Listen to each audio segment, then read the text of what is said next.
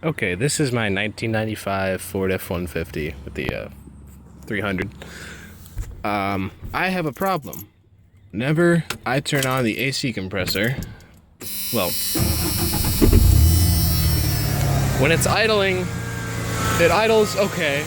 It needs a little work, but it idles fine. But when I turn on the AC compressor,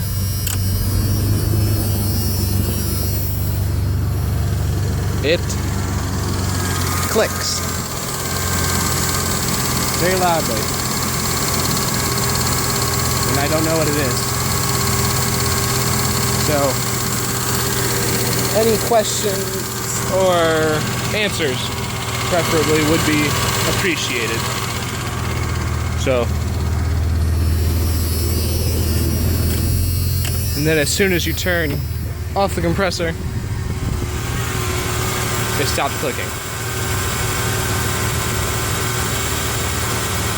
So, I don't know what this is.